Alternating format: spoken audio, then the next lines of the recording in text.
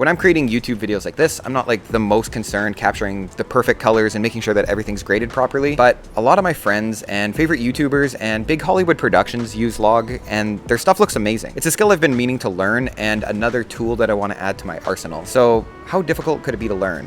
On my Sony, I'm going to be shooting in the S-Log 3, and on my iPhone, I'll be shooting in that new Apple log. So I have shot in log in the past. I remember getting my first Sony camera, a Sony A7R II. It's a photo camera, but it did have the ability to shoot in S-Log 2. I remember shooting a really important project for a friend of mine and just struggling through the minimum ISO and just doing a horrible job of grading because it was just like really tough to deal with that type of footage back then.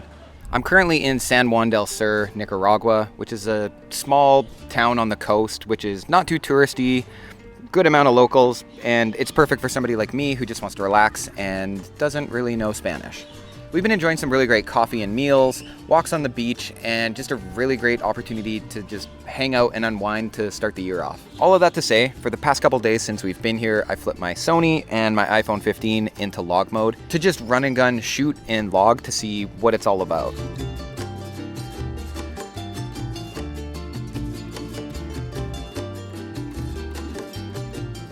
We've got this footage in Final Cut, and let's add the built-in Sony Transform LUT.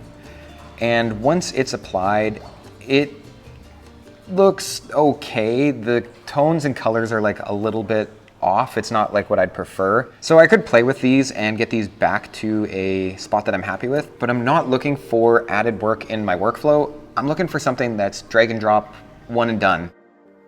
Recently, I went on a trip to Switzerland with a bunch of friends, and one of those was Chris. Chris is a prodigy when it comes to composition and lighting and coloring and anything camera related. Lately, he's been working on something called the Godfrey Project. As I stare into the beautiful sunset, I think about how good this would look as a grayscale image. Just kidding. Yeah, so the past year has kind of been dedicated to my personal 30-minute short film. For a portion of the video, I wasn't able to use my red, so I went with the Sony. And I filmed everything in log, and it turned out really great. It was easy to match both, and a lot of people asked, a lot of my friends who are colorists said they didn't even notice, so that makes me feel subconscious about buying a $10,000 camera, but it's fine. I personally shoot in S-Log 3 Cine Gamut. Apparently it's easier to grade even though it doesn't keep track of as many colors. When I'm shooting video, I love to use a reference monitor. I use a little Shinobi, little 5-inch. The reason I use this monitor all the time is that it helps me expose correctly. I know there's a lot online about overexposing by I think 2 stops for S-Log. Personally, I used to do that, and then I ended up just exposing correctly according to the monitoring LUT that I was using. And that changed everything. I think just expose to what you think is actually correct, expose for highlights. And the monitoring LUT that I use is Caleb Pike's S-Log 3 bundle. Personally, I think these LUTs help me unlock S-Log 3, like it's so much better. And it has a really good system. So if your footage is too overexposed, there's like a 4-level tier system that you can fix it with. It's really good, I love it. And I think it's the best conversion LUT out there. I've shot with a couple different picture profiles before, and I still keep coming back to S-Log 3. I think the highlight roll-off is the best. I think it retains shadows better, and it's just better for grading in the end. If you want to apply a specific look to your footage, I think you should be shooting in log. So I got those Caleb Pike LUTs that Chris was talking about. However, on this trip, I did not bring a monitor, so I'm gonna have to add those onto the monitor when I get home. The Sony a7 IV that I'm shooting this on right now does have like a built-in monitoring LUT. So I went out and shot some more log footage using this and did my best to expose to this LUT. Let's take a look at this footage that I previously shot, but with the new Caleb Pike LUT. So here is before and here is after. This seems to be a lot closer to what my eye prefers. The colors seem more natural, and it kind of looks better than the HLG I've been using. But I don't know, let's try a different shot.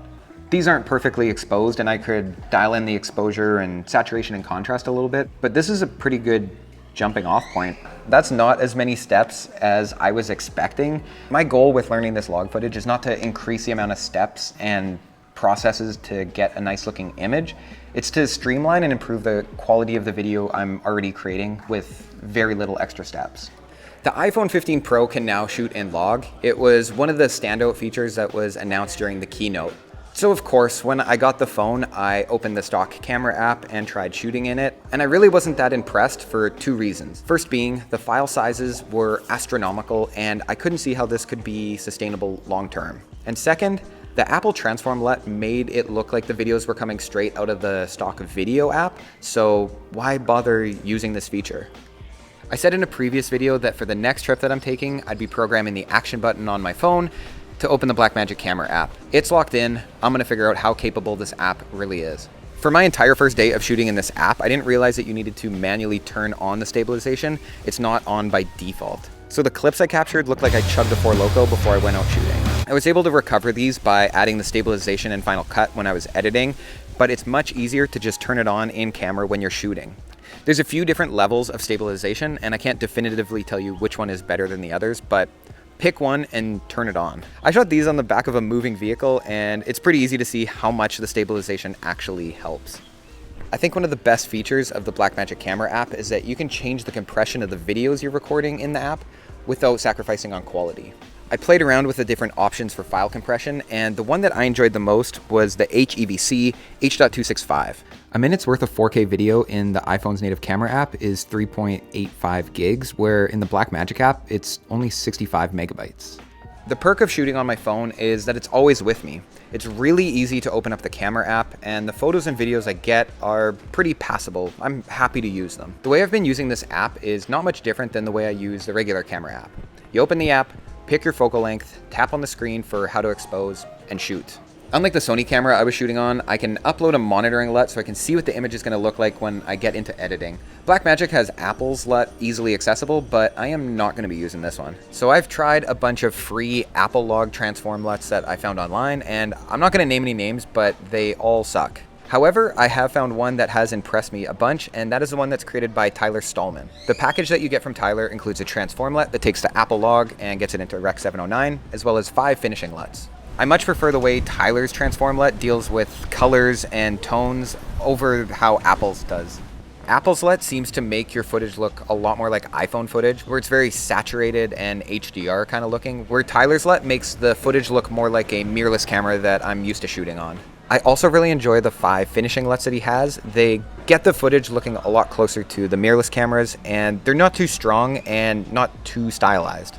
There's a few other apps that let you shoot log in camera, like Moments app. I'm a big fan of Moment. They've got some really cool stuff, some really creative people, and some great engineers working for them, so maybe for a future video I can check out their app. I often forget that if you dedicate your time and energy to learning a new tool or skill, that you're going to become proficient at it. I started taking photos on an iPhone 4S, and that was the only camera that I had. I learned the limitations that that camera had, what light I could take images in, how far I could stretch the colors, and I'm pretty impressed with the photos that I got out of that camera. And I think that's due to just committing myself to that camera and just learning that thing inside and out. I feel encouraged that this log stuff is not as complicated or time intensive as I was expecting, but I know I will become more proficient at it if I just dedicate myself to just using it. Just throw myself into the deep end and just start shooting everything in it. So that's something that I'm gonna try doing. I feel more confident in it, but I'm still a little bit confused, and I know that if I just commit to it, I've got a network of people around me and resources that can help me figure it out. Thank you for watching. I've been trying to think of an outro for this channel. What do you guys think of It's All Gravy?